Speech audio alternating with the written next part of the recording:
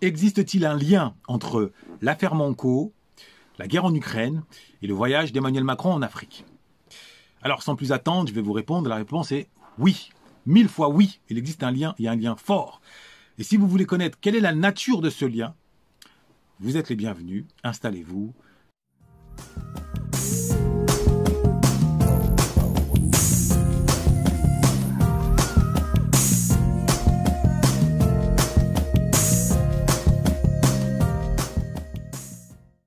Et avant de démarrer, je vous invite évidemment à liker, à vous abonner à la chaîne, même si je précise que cette chaîne est ouverte particulièrement, est adressée donc aux afros, mais aux afros qui veulent s'élever, qui veulent atteindre le bonheur au bonheur réel, celui qui se conjugue par la noblesse. Donc ma chaîne effectue une forme de tri sélectif, je le revendique haut et fort. Je ne fais pas du racolage, je ne vise pas le plus grand nombre, je vise celles et ceux parmi vous qui veulent se retrousser les manches et qui veulent s'élever dans cette logique de renaissance par l'excellence dont je me fais le promoteur, au même titre que les frères qui m'accompagnent dans les funérailles des tabous. Alors, revenons à cette question majeure, question plus que majeure et vous allez comprendre pourquoi. Quel est le lien entre l'affaire Manco, la guerre en Ukraine, le voyage de Macron en Afrique? Et j'aurais pu prendre encore d'autres exemples qui font l'actualité. Alors, pour avoir ce lien à l'esprit, je vais vous donner un exemple, avant toute chose. Si vous êtes au volant de votre voiture, d'accord, et que sur le bas-côté, un monsieur vous interpelle et vous demande de vous arrêter, il y a des chances que vous le preniez pour un fou et que vous continuez votre chemin.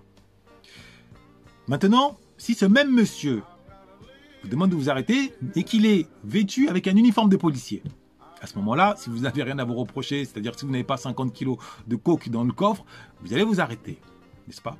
Pourquoi?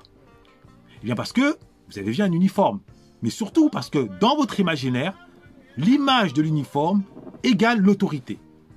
Donc, à travers cet exemple, vous comprenez l'une des règles fondamentales qui structurent l'humanité depuis la nuit des temps, à savoir l'imagination gouverne le monde. L'imagination gouverne le monde. D'accord? Comprendre cela, c'est comprendre aussi que la mondialisation, qui est en cours depuis une vingtaine d'années, on va dire, est le théâtre d'un choc des imaginaires. Puisque, avant la mondialisation, le monde s'était structuré autour des nations, autrement dit autour des imaginaires nationaux. En plus des imaginaires raciaux. Et donc, à travers la mondialisation, les peuples se croisent à travers les films, les séries ou physiquement. Ce qui donne lieu à un choc des imaginaires, Et ce choc des imaginaires, on le voit à l'œuvre dans la guerre en Ukraine. Puisque Vladimir Poutine, lui, ayant grandi dans un imaginaire national glorieux, n'accepte pas que la Russie apparaisse aux yeux du reste du monde comme une nation moyenne. Et raison pour laquelle il n'accepte pas que l'Ukraine rejoigne l'OTAN. Il пытался помешать нам, а тем более создать угрозы для нашей страны, для нашего народа, должны знать, что ответ России будет незамедлительным и приведет вас к таким последствиям. Sans parler des raisons économiques, Gazprom, etc. On connaît tout cela. Bon. Mais c'est d'abord une guerre des images, une guerre de son imaginaire, ainsi qu'une guerre des images au niveau des médias interposés où chacun se rejette la responsabilité. Emmanuel Macron en Afrique, qu'est-ce que c'est? Si ce n'est là aussi l'action d'une guerre des images où lui, il incarne cet imaginaire racial français, évoqué par un certain nombre d'auteurs ou même de personnalités, je pense à Lilian Thuram, quand il parlait de la pensée blanche. Ça relève de l'inconscient, donc je ne suis pas en train de jeter la pierre, on est en train d'analyser les racines du pommier et non pas condamner la pomme pourrie. Eh bien, Emmanuel Macron en Afrique incarne cet imaginaire racial dominant. Et regardez comment il a accueilli dans une nièce effarante, comment il a transformé le Cameroun, la patrie des lions indomptables, en piste de danse, en discothèque à ciel ouvert, où toutes les générations s'agitent.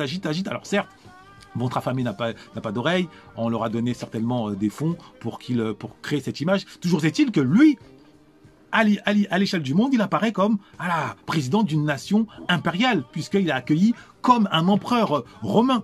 Donc là aussi, c'est la guerre des images. Et dans l'affaire Manco, qu'en est-il? La même chose, c'est la guerre des images. À un détail près, c'est que nous autres afros, dans cette guerre des images, nous n'avons pas toujours conscience qu'elle existe.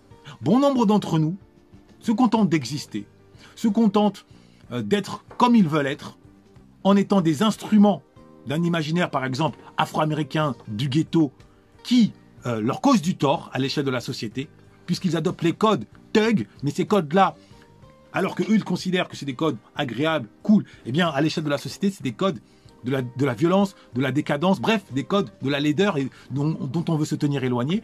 Et c'est ainsi qu'un certain Ryan, en compagnie de sa dulcinée, s'est vu refuser l'accès au Manco. Alors, est-ce que c'est la seule raison? Évidemment que non. Simplement, il a donné le bâton pour se faire battre, comme beaucoup d'hommes afro qui ne mesurent pas à quel point ils sont enfermés dans cet imaginaire thug, alors qu'il y a un autre imaginaire plus valorisé, noble, que nous devons adopter pour faire face à cette guerre des images. Et à la différence des sœurs, qui, elles, présentes au Manco, tirées à quatre épingles, ont, par leur présence, prouvé que l'argument de l'élégance était une excuse. Ce n'était pas un argument, c'était une excuse. Et le masque est tombé, on a vu surgir la laideur du racisme qui est aujourd'hui illégal. Donc on a eu raison de filmer et aujourd'hui on a bien vu Tony Gomez, le patron des lieux, se confondre en excuses. Toujours est-il que cette affaire a révélé que dans cette guerre des images, les femmes afro ont conscience que l'élégance est une arme pour s'imposer partout où l'on va. Mais il ne s'agit pas uniquement d'être soucieux du regard des autres. Il faut comprendre que cette guerre des images, en interne aussi, elle existe. Aussi longtemps que dans nos restaurants, que dans nos salons de coiffure, ou que dans nos échanges, la beauté n'aura pas remplacé l'hypervirilité ou la laideur, c'est-à-dire la vulgarité, le regard de travers, la négligence dans les plats, l'impolitesse au niveau du service à l'accueil, eh bien, la cohésion et l'amour de nous autres n'aura pas surgi comme il se doit, comme l'exige l'histoire. Maintenant, Dieu merci, il y a déjà en ligne de fond ce mouvement de renaissance par l'excellence et notamment par l'image positive que certains ont pris à bras-le-corps. Je pense aux frères organisent la Black Fahrenheit, je pense au restaurant de la Villa Maasai de Brigitte Oussou, je pense à l'autre restaurant, l'Aphrodisiaque, et d'autres acteurs aussi. À mon petit niveau, je crois aussi en faire partie, les frères des funérailles des tabous. Voilà ce dont nous devons prendre conscience. La mondialisation, c'est le choc des imaginaires, c'est le théâtre des guerres des images. Maintenant, nous, surtout les hommes afro, nous devons prendre acte, comme un peu l'a illustré le chanteur afro-américain Jidenna dans son clip Classic Man, je vous invite à le regarder. Eh bien, nous devons nous libérer de l'image de la souffrance ou de l'image de la barbarie véhiculée tantôt par les clips afro-américains ou tantôt par une volonté de conscientiser, mais où on montre toujours nos souffrances, nos douleurs, alors que la souffrance existe partout dans le monde. Et de l'autre côté, vous voyez bien, les médias, ils ne montrent jamais des corps, des cadavres d'Ukrainiens, ce n'est pas pour rien, la guerre des images, je vous l'ai dit. Eh bien, nous devons prendre conscience de tout cela. Les enjeux sont grands. L'enjeu consiste à faire évoluer les mentalités. Pas uniquement pour nous autres adultes confirmés qui avons déjà suffisamment de carapace, mais surtout pour nos enfants. Ils sont innocents. Ils ne méritent pas de subir de plein fouet un imaginaire négatif. Nous devons reconstruire un imaginaire positif pour eux, de façon à ce que, en société, ils puissent être à l'aise partout où ils sont, qu'ils soient à Yaoundé ou à Paris ou à Londres, partout où ils sont. On est en marche, on n'y est pas encore, mais on y arrive. Le tout, c'est d'en avoir conscience. Noblesse oblige.